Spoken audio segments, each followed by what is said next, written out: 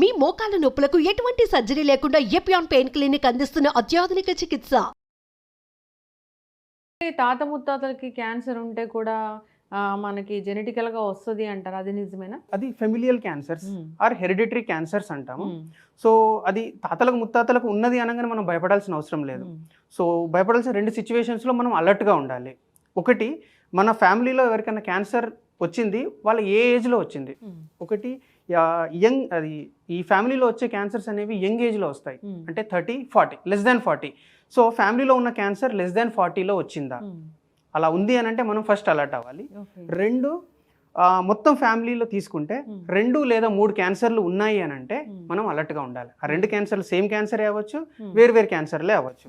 So ఇలాంటివి ఉన్నప్పుడు మనం ఫెమిలియల్ క్యాన్సర్ అలర్ట్గా ఉండి, సో దానికి కావాల్సిన కొన్ని టెస్టులు కూడా ఉన్నాయి.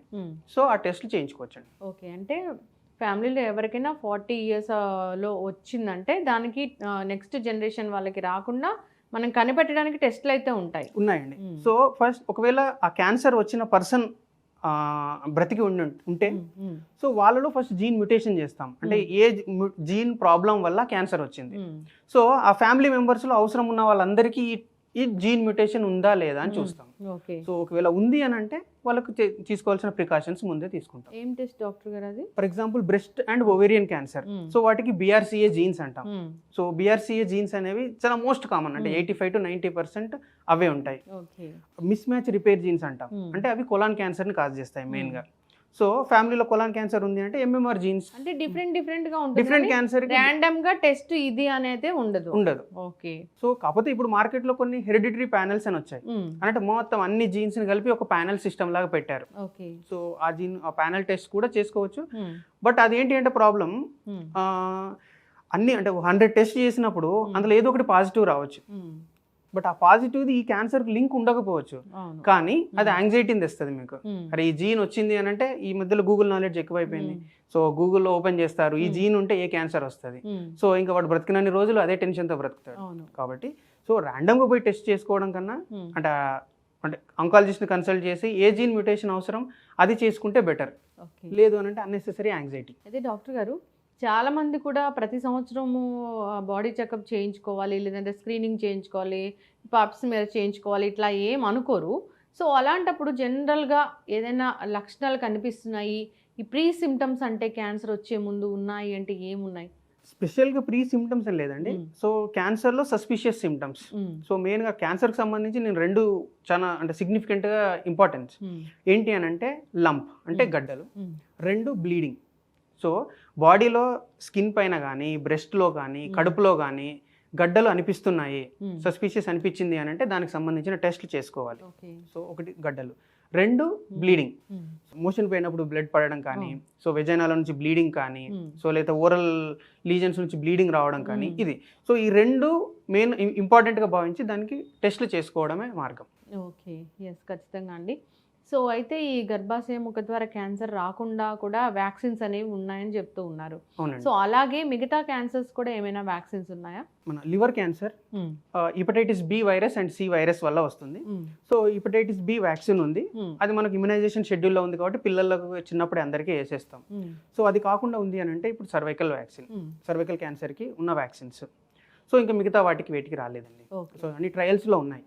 డాక్టర్ గారు, జనరల్గా ఏదైనా ఒక క్యాన్సర్ వచ్చింది అంటే సో ట్రీట్మెంట్ అంటే చాలామంది భయపడతారు. క్యాన్సర్తో ఇబ్బంది పడుతూనే ఈ ట్రీట్మెంట్ కోసం వెళ్ళాలంటే కూడా భయం అనేది అధికంగా ఉంటుంది.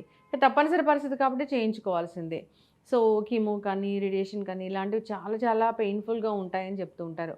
ఇలా కాకుండా అడ్వాన్స్ ట్రీట్మెంట్స్ ఏమైనా ఉన్నాయా? నిజంగానే ఇవి అంత పెయిన్ఫుల్గా ఉంటాయా? ఓవరాల్గా క్యాన్సర్ మేనేజ్మెంట్ని చూస్తే సో 3 పార్ట్స్గా ఉంటాయండి, 3 డిపార్ట్మెంట్స్ ఇన్వాల్వ్ అవుతాయి.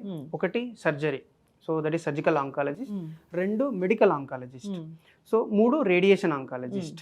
ఓకే. సో ఈ మెడికల్ ఆంకాలజిస్ట్ అనే అతను ఇంజెక్షన్స్ ఇస్తాడు. సో దాన్నే కీమోథెరపీ అంటాం. That is a standard chemotherapy. So అదేంటి అంటే non specific to the cancer. So దానివల్ల ఏంటంటే కొంచెం సైడ్ ఎఫెక్ట్స్ ఎక్కువగా ఉంటాయి. దానిలో అడ్వాన్స్డ్ అంటే ఇప్పుడు ఇమ్యూనోథెరపీ, టార్గెటెడ్ థెరపీ అంటాం.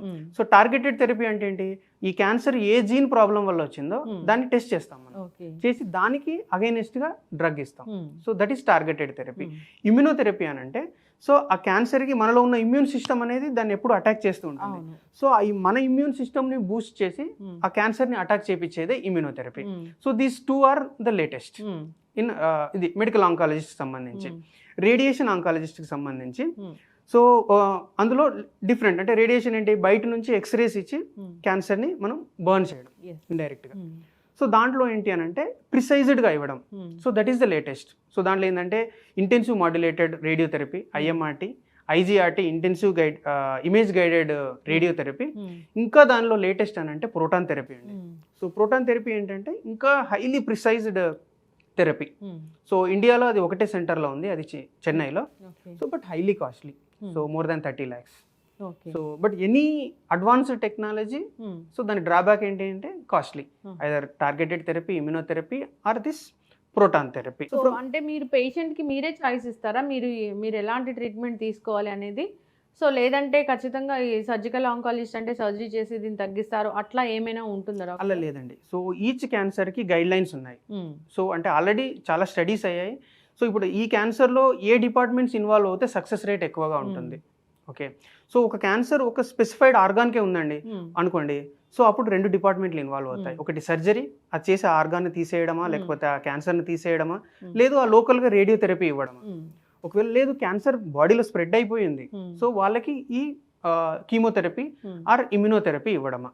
సో అవి సర్టన్ గైడ్ లైన్స్ ఉన్నాయి and depending on studies. So అది ఎవిడెన్స్ బేస్డ్. సో అది మేము అడ్వైస్ చేస్తాం. కాకపోతే ఇందులో ఇప్పుడు latest therapy or standard chemotherapy చూసామనుకోండి, సో పేషెంట్కి ఆప్షన్స్ 2 ముందు పెడతాం. సో ఇది ఇమ్యూనోథెరపీ, ఇది ఇంత కాస్ట్ అవుతుంది, సో ఈ స్టాండర్డ్ కీమోథెరపీ ఇంత కాస్ట్ అవుతుంది. సో వాళ్ళు దేనికి అఫోర్డబుల్ ఉంటే దాన్ని ప్రిఫర్ చేస్తారు. అయితే డాక్టర్ గారు ట్రీట్మెంట్ తీసుకుంటూ ఉంటే ఈ క్యాన్సర్ అనేది తగ్గినట్లే అది ఏ క్యాన్సర్ అయినా కావచ్చు, తగ్గినట్లే తగ్గుతుంది, మళ్ళీ వస్తుంది, అది ఎక్కడో ఒక చోట ఈ క్యాన్సర్ కణాలు ఉంటాయి, మళ్ళీ బాడీలో ఎక్కడో ఒక చోట దీని ప్రభావం చూపిస్తుంది అని అంటారు, అది నిజమేనా? అవునండి. సో ఇప్పుడు ఒక క్యాన్సర్ ఆరిజినేట్ అయినప్పుడు సో దాని నుంచి చిన్న సెల్స్ అంటాం, that is circulating tumour cells అంటాం. అవి బ్లడ్లో ఎంటర్ అవుతాయి. సో అవి మన కంటికి కనబడవు. సో మనం ఇక్కడ సర్జరీ చేసి ఈ ట్యూమర్ని తీసేసాం, కానీ ఆల్రెడీ బ్లడ్లో ఎంటర్ అయిన ఈ కంటికి కనబడని సూక్ష్మ కణాలు ఉన్నాయి. సో అవి బ్లడ్లో తిరుగుతూ ఉంటాయి. సో వాటికి ఎప్పుడైతే ఫేవరబుల్ ఎన్విరాన్మెంట్ వస్తుందో అప్పుడు అక్కడికి వెళ్తాయి, లంగ్లో కానీ బోన్స్లో కానీ వెళ్ళి మళ్ళీ వచ్చే అవకాశాలు ఉంటాయి. సో ఆ బ్లడ్లో ఉన్న కణాలను చంపడానికే మనం కీమోథెరపీ యాడ్ చేసాం. సో దాన్ని అడ్జువెంట్ కీమోథెరపీ అంటాం. సర్జరీ అయిపోయిన తర్వాత ఈ కీమోథెరపీ ఇంజెక్షన్స్ ఇచ్చి ఈ చిన్న చిన్న కణాలను చంపుతాం. సో అదే అడ్జువెంట్ కీమోథెరపీ. మనం కొంతమంది సెలబ్రిటీస్ని చూస్తాము, చాలా పెద్ద పెద్ద క్యాన్సర్స్ వచ్చినా కానీ వాళ్ళకి పూర్తి స్థాయిలో తగ్గిపోతుంది. ఇంకా కొంతమంది నార్మల్గా ఉన్న వాళ్ళని, సెలబ్రిటీస్లో కూడా కొంచెం క్యాన్సర్ వచ్చినా అది తగ్గలేదు, చనిపోయారు అనే వాళ్ళని కూడా చూసాము. ఎందుకంటే డాక్టర్ గారు, అంటే ఒకటి అంటే ఇండియాలో చూస్తే so 7 out of 10 patients drop rate ఉందండి. సో ఇది కామన్ పీపుల్ ఎవరైతే ఉన్నారో వాళ్ళు ఈ ట్రీట్మెంట్ భయం వల్ల సో వాళ్ళు కొంతకాలం ట్రీట్మెంట్ కంటిన్యూ చేసి డ్రాప్ అయిపోతారు. So that is one. So సెలబ్రిటీస్లో ఆ డ్రాప్ రేట్ అనేది ఉండదు. So continuous treatment follow up ఉంటుంది. 2, అది నేను చెప్పినట్టు latest advanced treatments. So poor people may not afford చేయకపోవచ్చు ట్రీట్మెంట్ని. సో రిచ్ పీపుల్ ఇమ్యూనోథెరపీ వాటి వల్ల కొంత బెనిఫిట్ ఎక్కువగా ఉంటుంది.